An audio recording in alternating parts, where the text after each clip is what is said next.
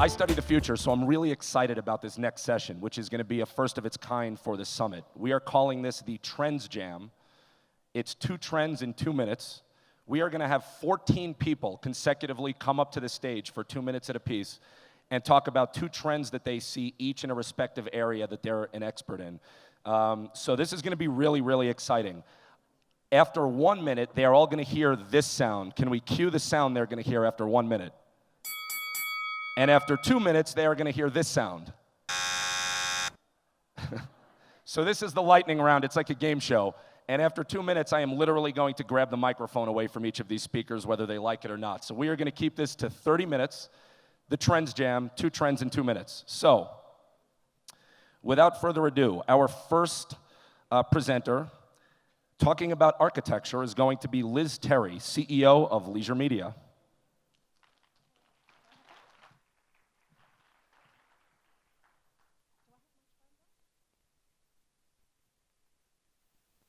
My first trend is living buildings. I believe one day we will live and work in structures that are alive and sensing, just like us. They will be a new species we'll create through a form of genetic engineering. We know our personal biomes dictate all sorts of things about our health and our existence. These buildings will be part of our personal biome. Imagine walking through the door. The building will immediately know who you are and how you are. If you're tired, it will dim the lights or increase the oxygen levels. If you're cold, it will make the air warmer. And if you're hungry, it will scan your body, know what nutrients you need, and fabricate the food for you. But it won't just do this with electronic sensors. It will be a living organism with heightened senses. Imagine you need another room. It will grow you one. If you want to move a window or a door, perhaps even throughout the day in response to the sun, these will be able to shift. If it's damaged in any way, it will be able to heal itself. It will be able to fasten its foundations to a wide variety of landscapes and surfaces, but if there's a flood, it will detach and float. When you go away, everything will close up for security. You'll be able to keep touch with it through your wearable implants or maybe even by telepathy. We already use biomimicry to recreate the natural functions of nature in buildings, and this will be the next stage of that. My second forecast, in the 10 seconds I have left, is responsive environments. I believe we'll live our lives surrounded by materials which are entirely responsive to our needs. We'll have things like fabrics which cuddle us, food which tickles our tongues as we eat it, and sensory environments which can stimulate or comfort us depending on our mood. We already have haptics, surfaces which feel the same as they look. So if the pattern is of a cat, the surface will feel like silky fur. It will be more like that. Thank you. Thank you, Liz. Next up, talking about beauty, we have Pierre-Louis Delapalme, who is CEO and co-owner of Biologique, Recherche. Hello, everybody. So my first trend is I, me, and myself. So in the future, a mobile app will have all my DNA skin profile, my skin biopsy, my personal counterindications in terms of ingredients, from allergies to religious or personal preferences. In the future, this app will be connected with external and internal sensors that will update my skin condition every hour. A simple selfie will also update my visual skin analysis. In the future, this app will allow me to scan any inky CTFA ingredient list on any product to select if it fits my personal skin profile and active ingredient preference. In the future, this app will tell me if my treatment and the products I've chosen are really improving my skin condition after some weeks. In the future, I will have more than ever the power and control over the brands and on what works for me. That's my first one. The second one is science without conscience is the ruin of the soul. This is exciting and frightening. 3D printing of your own stem cells to rebuild new wrinkle-free skin. DNA decoding of aging precursors and therapies attached to stop and even reverse aging. What exists in medicine already to save lives will trickle down to beauty very soon. Question is, what is the limit? Should we be looking 20 years old forever? Who will be able to afford this science? In the future, will the pharmaceutical companies take over the beauty market, or the giant tech companies such as Google? Think about the Google X massive baseline project on DNA. Or new alliances will emerge. In the future, science will transform beauty industry like never before, but the human touch will remain ever more vital than ever, because science is a mean, not a master. Thank you. Yeah. Wow. Before we go on, another round of applause for Pierre-Louis, who also sprinted to the stage. That was fantastic. You just set the bar really, really high. Okay. Next up, talking about the economy, we have Thierry Malleret, who is co-founder of the monthly Barometer. Wait, we're calling an audible here. Okay. I don't have you on the list, but thank you. Just be ready to go. Okay. Next up, we have Dr. Claudia Aguirre, who is going to talk about beauty and skin. Thank you. So to follow up on Pierre, which he had a great set of things to say, I'm also talking a little bit about 3D printing. So this isn't the future. I'm giving you some trends that are happening right now and leaving the future to your imagination. So what's happened last year at TechCrunch had a Disrupt conference, and a Harvard student presented her 3D printing machine, this machine is able to already 3D print cosmetics.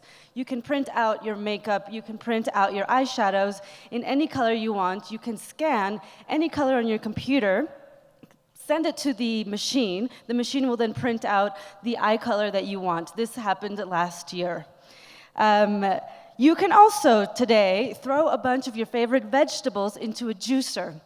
The juicer will then mix all of the veggies and fruit juices together and print out a sheet mask. This is already happening in Korea. They're just looking for a distributor, is what I hear. Okay, the next one.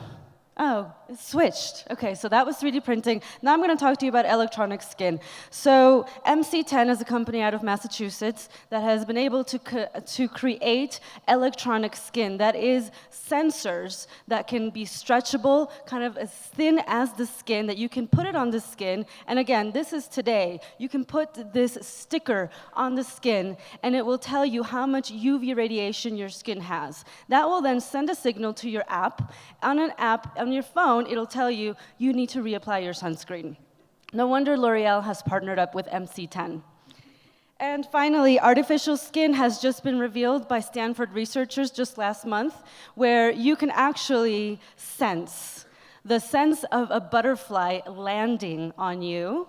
That little tiny tickle is now being able to sensed by a sensor, so you can apply this on an artificial limb. Fantastic. Okay, we're going to save some time because I already introduced him. So here's Thierry Malleret. Thank you so much. So my first prediction is about the way in which taxes are going to work in the future. I said yesterday that wellness will be made mandatory, but of course it's very hard to do so because there'll be a lot of societal pushback. So governments will give you an incentive to engage into wellness activities and will give you a tax discount for that on your tax income. And it is going to happen before 2020, and in 2020 cash will not exist anymore, and this is a tax that will be levied through the blockchain. My second prediction, which is also going to happen by 2020, and it's based upon a study conducted with 850 people at the World Economic Forum, is that in 2020 we'll have implantable devices. And the first one will be available commercially by then, 2019, 2020. And if we agree to install an implantable device on ourselves, insurance companies will also give us a discount on our insurance policies. Thank you. Wow, you just did both of those in 1 minute. That was phenomenal. All right. Next up, talking about education, we're making up time here. We have Isobel Stockdale, head of Spa, Wellness, and Tourism, and the deputy head of the department HRSM at the College of Business, University of Derby. So do we have Isobel Stockdale? Yes. Yes, you are up here. That was great. Okay, my first trend is greater expectations. Everyone will want and expect more. The increasingly sophisticated guest requires more memorable experiences. The staff to facilitate and co-create these experiences will need to have a diversified skill set. The lines become increasingly blurred between tourism, hospitality, spa and well-being expertise. Students will also expect more. They want more than a degree. Employability statistics will become more and more important in the decision process, along with what industry involvement the training establishment has. These students will have greater expectations of employers, wellness in the workplace, investment in staff development. They will have an expectation that industry practice what they preach, investing in their employees, building a well world. Number 2, knowledge consolidation. Knowledge of wellness and spa concepts is highly fragmented and dispersed, often diluted within the more traditional and established tourism and hospitality disciplines. To move the area forward, we need to establish a substantial body of knowledge for wellness to be viewed as a discipline in its own right. 2017 will see the first edition of the International Spa and Wellness Management academic journal, published by an external publisher, hosted at the University of Derby and involving academic and industry experts. And to finish, to quote Nelson Mandela, education is the most powerful weapon which you can use to change the world.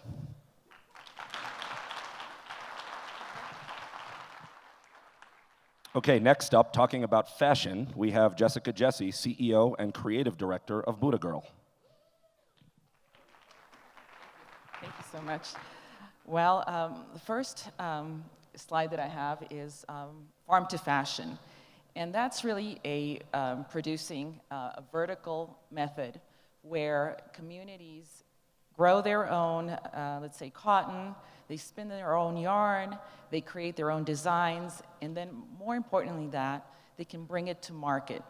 We have to help these communities everywhere around the world bring their beauty and their objects that they've treasured for generations to our Western societies and do so with sustainability and with great respect for their craftsmanship. So that's number one, and it's occurring really in many, many industries, not only in fashion. The other one is mindful glamour. And how many of you had heard of mindful glamour before coming to the summit? Okay, I'm not doing oh, good, one. Well, I need to do a better job. All right, now, I'd like to ask you to look to your left. Okay, and then look to your right. All right, look at each other. Okay, you are mindful glamour. If I had to put together a group of more beautiful people, I couldn't have done it. And I look at it, and we've talked for 3 days about mindfulness, about being present, about caring for each other. And then I look at you, and you start with yourselves. You are the ambassadors of mindful glamour. So thank you very much.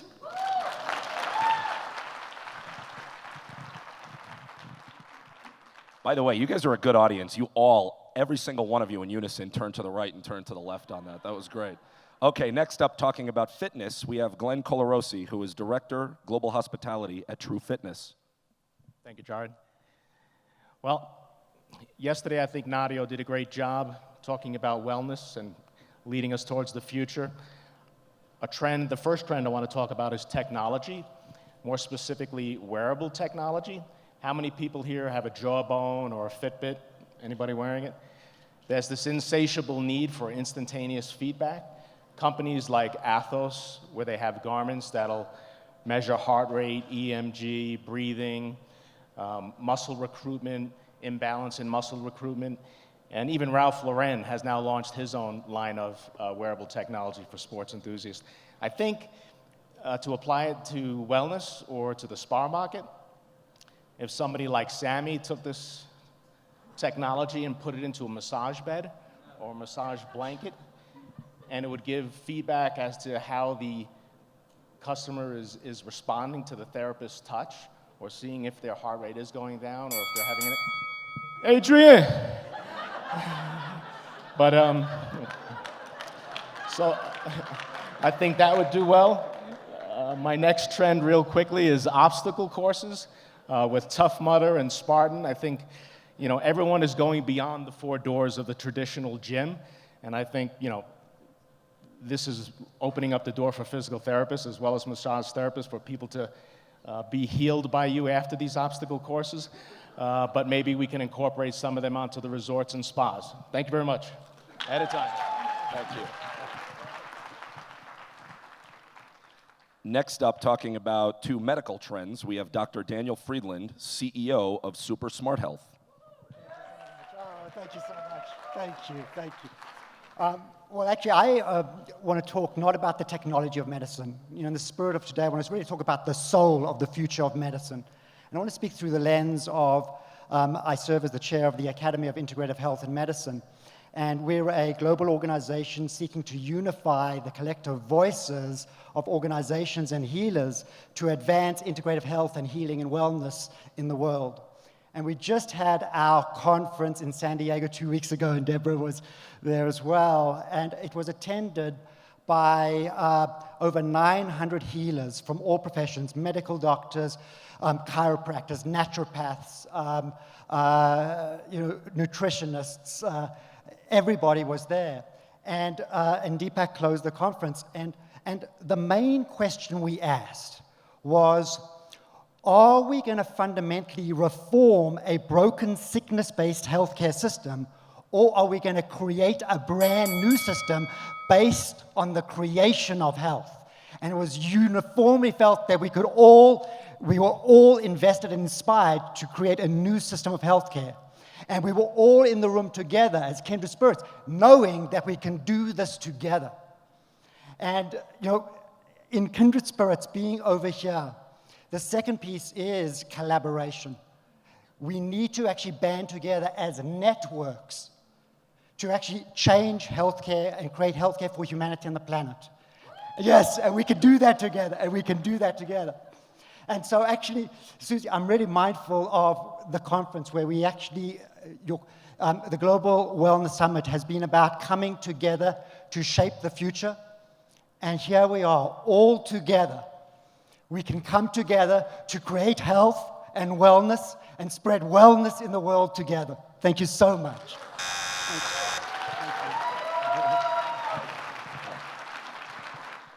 Wow. Preach, Dr. Friedland. That was amazing. That just totally energized me.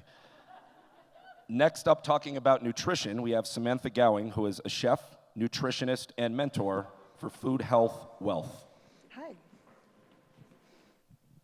Good afternoon. So two trends that I'm working with at the moment is disposing or demystifying this myth of superfoods. I believe that all the superfoods or all the foods in the world have super magic powers. It's not just the kale. We have reached peak kale and we need to move on. I'm sure you'll agree. We cannot continue to let our organic farmers plant just one seed. The silver beet is getting very jealous and the broccoli does not know where to go. More importantly and more seriously, we need to understand that if we keep importing chia or various South American foods, if we're not in South America, it is not a sustainable practice. So we need to look within our own backyards and to see what we can grow, what we can gather, and what we can harvest.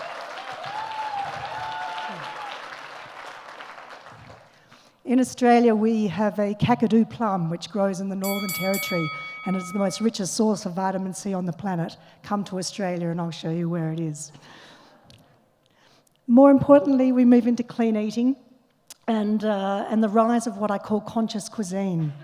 We can collect and use our collective consciousness about what we should be eating and how can we apply that to daily life on a global level. We see so much disparity and so much disconnect from how we should be eating. And I truly implore you to look within, to really harness and understand your own intuition, to go into your intuitive eating and trust your intuition and not your Instagram account, because this is where you'll find the real goals. So clean eating is the step forward of the future of food. Obviously, we know collectively in this room it's without pesticides and growing as much organically, locally, and seasonally as that we can get our hands on. But it's our mindfulness, and it's about food and happiness. Thank you.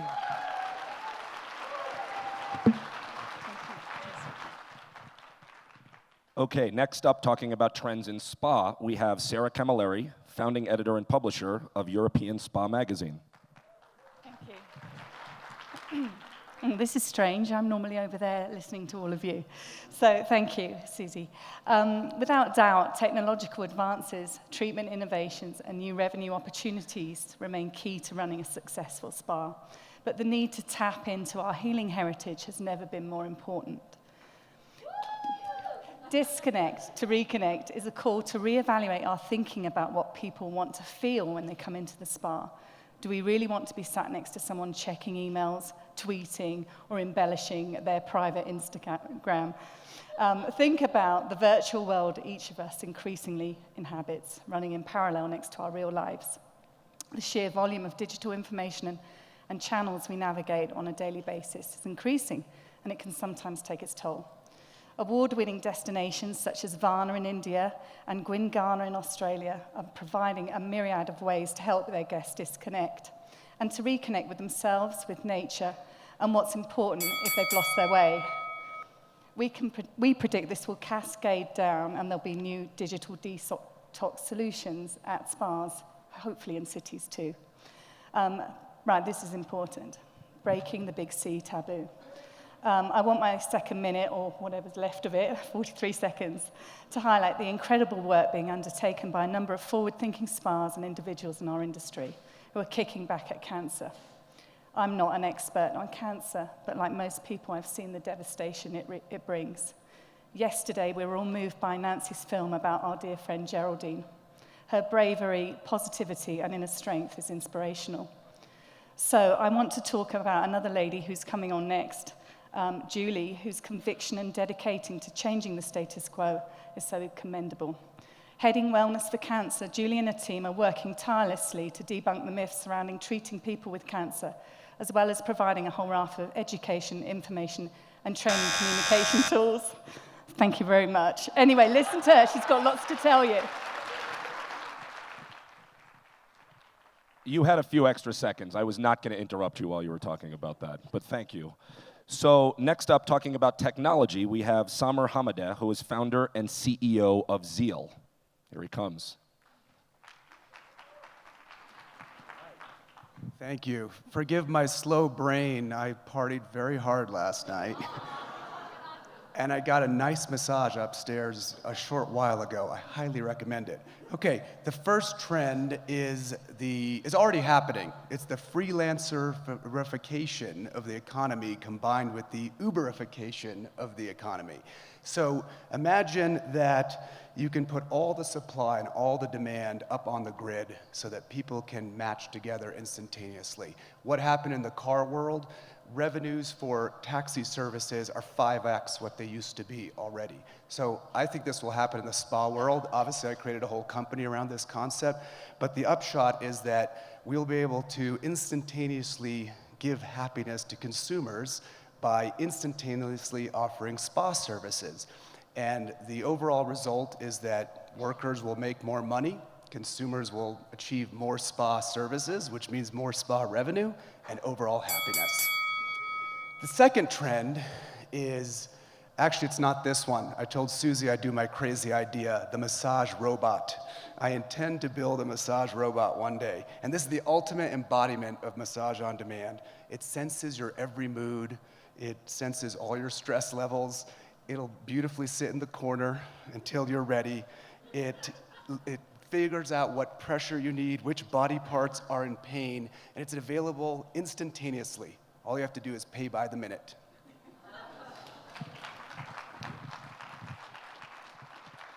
So first of all, we talked about the idea of a massage robot in a session the other day, and it was a highly polarizing idea, believe me. Also, don't feel bad about partying too long last night. I apologize to everyone. If my voice occasionally cracks like I'm entering puberty while I'm up here on stage, it's because we had a little bit of a good time at the after party, and there were about 30 delegates in the room somewhere, most of them in the back right now who can attest to that. So I just want to quickly say that last night was phenomenal. You guys always outdo yourself. So can we have one quick hand for Susie and team for what they put on last night?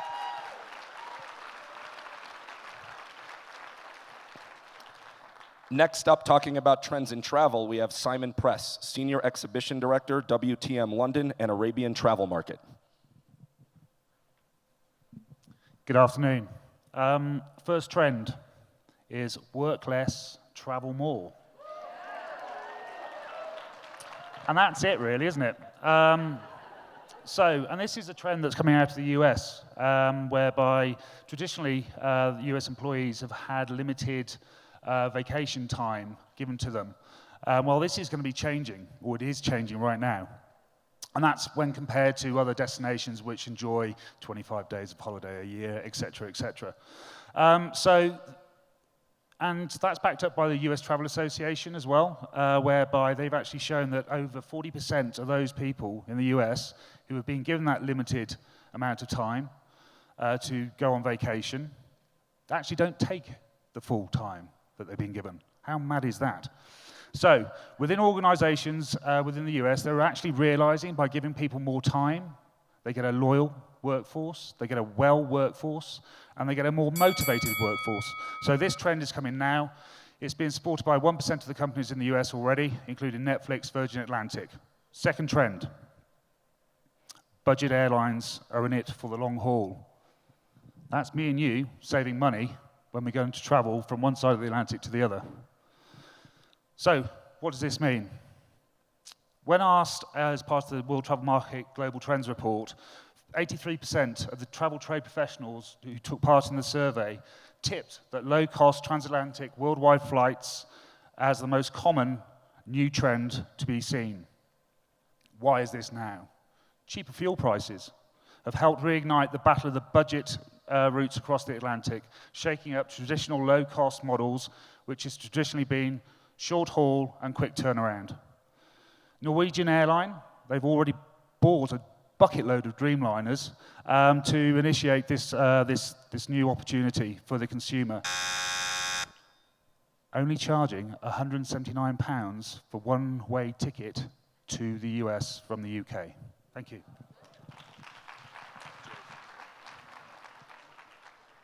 All right, next up, talking about wellness communities, is my friend Steve Nygren, who is president and founder of Serenbe.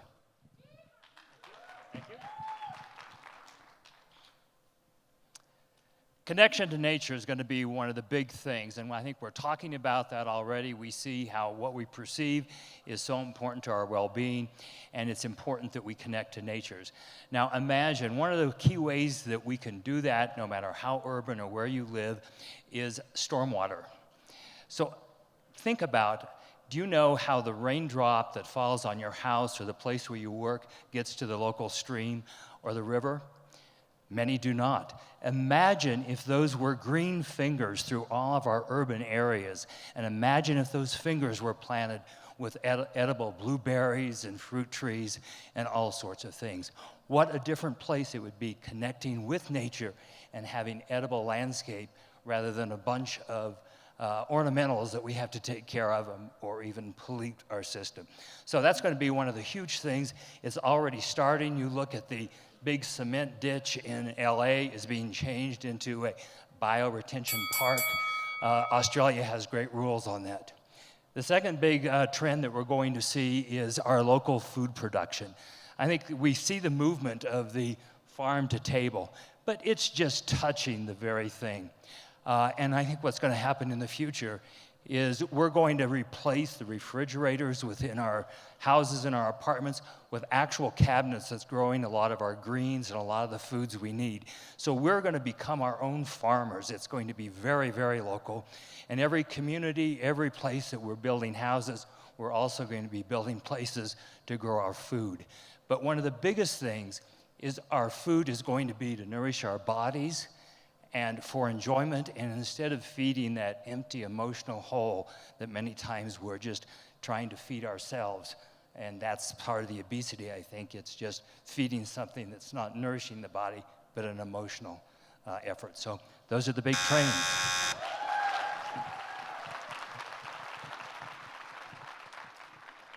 Next up, talking about workplace wellness, we have Dr. Kenneth Pelletier, clinical professor of medicine, University of Arizona School of Medicine, and University of California School of Medicine. I don't think I need to introduce some of these people. You all know them. Thank you. The two trends that I wanted to talk about, one is really looking at what I think are some inevitable changes in the future of medicine. One is that we're clearly going to move from a return on investment to value on investment. There's no question about that. Secondly, underlying that is the medicine of the future is integrative medicine. And integrative medicine simply is the evidence-based fusion of conventional and alternative medicine. What that means is we honor the indigenous traditions over thousands of years that become one medicine for one biology that we all share universally, and there'll be a universal care. The thought I would leave us with is to quote Gandhi, and I think Giselle did as well, is that we become the future. We become what we want to see in the world. And I think it starts with ourselves and it ends with what we manifest in the world. The second trend is that undergirding all of this is going to be the explosion, a literally explosion in biotechnology. We heard about epigenesis, we've heard about the ubiome, we've heard about ingestible technologies, implantable technologies, wearable technologies. All of this is unequivocally going to occur. And to me, the danger, or the dark side, is that we become hypochondriacal. We become so preoccupied with normal changes and fluctuations in our biology that we become paralyzed by monitoring blood pressure and all of these variables. But I also think it gives us a chance for an unprecedented level of self-care, to really begin to assume correctly the responsibility for being healthy. In turn, that translates into a healthy world, a healthy environment. We start with ourselves, we end with the world, we end with the environment, and we end collectively with the cultures of the world. That's my hope, that's my vision. Thank you. Okay, and last but not least, talking about wellness tourism, we have Annie Hood, founder and director of Wellness Business Consultancy. Thank you very much. The first trend is veritable social evolution. The power, if I can call it that, is moving back to our people. Nature is significant and very, very current right now, but the demand for human connection is the winning ingredient, in particular in this segment. Gifted, authentic, skilled, intuitive expertise is moving very much back into the spotlight, and it's about value, selflessness, care, and the nurturing of humanity that travelers truly want to immerse in. Whilst destination and venue used to top the charts, now it's very much about experience and the people that are delivering that experience. Those people want to connect with the travelers pre-arrival and make sure that that experience they have is delivered with authenticity, and people will book trips because of the people they know they will connect with, not because of the destination nor the venue. The second trend is emerging market trailblazers. My sense of who will lead this market is the surge of the emerging markets and also the new frontier markets. Today's market is an ever-changing landscape. The strategies are no longer static.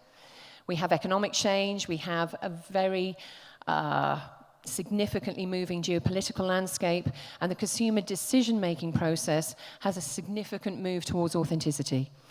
A move away from material and towards experience means that countries rich in nature and indigenous experience need to communicate in sensory language that connects to cultural wealth in the heart of travelers. That's happening already, but it's far away from being exploited. Ones to watch for the future are Slovenia, Mexico. We've heard so much about the fantastic initiatives that are happening here. Cuba, we're delighted to have Dr. Henri with us, very much a new frontier market, and a country that is already using an integrative style. Thank you. Can we get a big round of applause for all 15 people that we just had up here? That was pretty amazing.